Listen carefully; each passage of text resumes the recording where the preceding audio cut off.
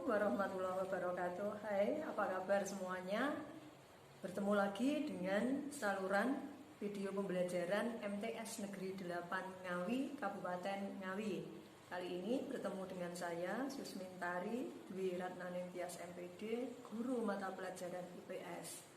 Hari ini kita akan belajar pada KD 3.1 materi IPS kelas 9, interaksi antar benua Asia dan benua lainnya pada sub materi kondisi alam dan dinamika kependudukan di dunia.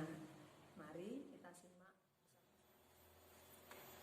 Nah, anak-anak semua, hari ini kita coba mempelajari pada sub materi letak dan luas serta potensi alam dan kependudukan benua Asia.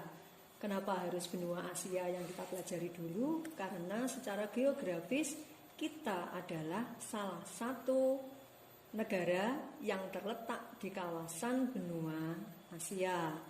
Nah, kita merefleksi materi yang kemarin. Kalian sudah tahu semuanya anak-anak sekalian bahwa benua di dunia itu terdiri dari 5 benua besar. Ya, jadi 5 benua besar.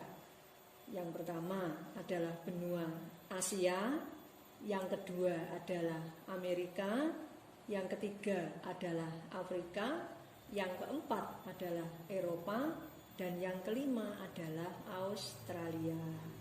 Akronim penyebutan dari urutan benua tadi adalah C, Amer, Afri, dan Palia.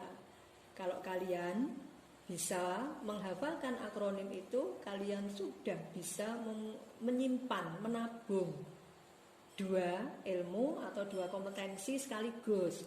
Yang pertama adalah nama benua di dunia dan urutan benua berdasarkan luasnya. Di C, itu untuk Asia. Asia merupakan benua terluas. Luas wilayahnya mencapai 44 juta kilometer persegi. Diikuti dengan Amerika menempati benua di dunia dengan luas kedua dengan luas 42 juta kilometer persegi. Yang ketiga adalah Afrika, menempati benua dengan luas wilayah terluas ketiga di dunia dengan luas 30,29 juta kilometer persegi, disusul dengan Eropa menempati peringkat keempat dengan luas 10,35 juta kilometer persegi, dan yang terakhir adalah Australia. Australia merupakan benua yang wilayahnya paling sempit mencapai 8,9 juta kilometer persegi. Nah, ini adalah refleksi pertemuan kemarin untuk anak-anak semua. Sekarang kita mempelajari kondisi alam dan dinamika kependudukan di dunia. Nah, kondisi alam itu yang hebat akan melahirkan sumber daya alam, sedangkan penduduk yang hebat itu akan menciptakan sumber daya manusia yang handal. Nah, ini ada 2 negara di kawasan benua Asia yang saya ambil. Indonesia mewakili negara berkembang dan Korea Selatan mewakili negara maju. Indonesia, kondisi alamnya merupakan daerah pertemuan lempeng Eurasia, lempeng Pasifik, dan lempeng Australia. Pertemuan ketiganya menyebabkan Indonesia menjadi daerah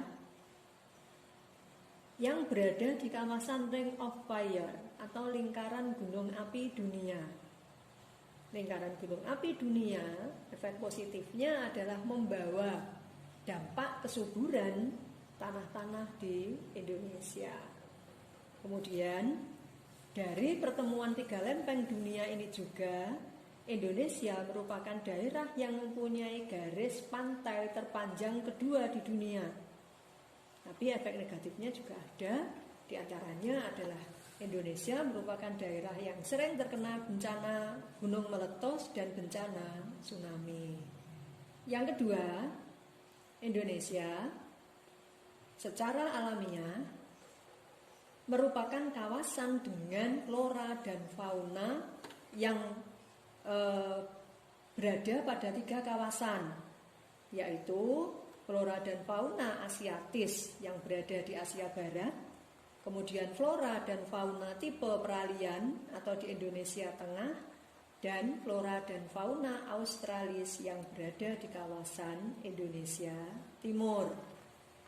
Nah, kondisi alam Indonesia yang beriklim tropis menyebabkan Indonesia merupakan daerah yang menerima sinar matahari sepanjang tahun dan mempunyai 2 musim saja, yaitu musim kemarau dan musim penghujan. Akibat dari letak geografis tadi, kondisi alam tadi, Indonesia merupakan daerah yang kaya sumber daya alam seperti tambang, hutan, pertanian, dan perkebunan. Nah, ini anak-anak untuk kondisi alam di Indonesia. Sekarang contoh negara maju di kawasan benua Asia adalah Korea Selatan. Secara alamiah, Korea Selatan mempunyai titik tertinggi atau puncak tertinggi yang disebut dengan halasan dan pegunungan Taebak. Korea Selatan memiliki hutan tropis di sepanjang pantai selatan dan pulau Jeju, serta iklim sedang dengan 4 musim. Nah, ini untuk kondisi kependudukan di kawasan benua Asia, anak-anak semua. Jadi, kamu lihat gambaran kondisi kependudukan di Indonesia atau di benua Asia utama ini nampak pada piramida penduduk ini. Ya, piramida penduduk mengerucut ke atas. Jumlah penduduk di benua Asia merupakan jumlah penduduk yang tertinggi dari seluruh benua di dunia. Keragaman budaya penduduknya relatif sangat tinggi, serta kegiatan ekonomi penduduk didominasi oleh sektor agraris dan industri. Ini adalah kondisi kependudukan untuk negara-negara atau penduduk di kawasan benua Asia. Nah, anak-anak semua, tadi kalian sudah mengikuti materi pembelajaran hari ini untuk IPS kelas 9 pada submateri kondisi alam dan kondisi penduduk benua Asia. Untuk tugas, silahkan kalian melihat yang sudah disampaikan di e-learning.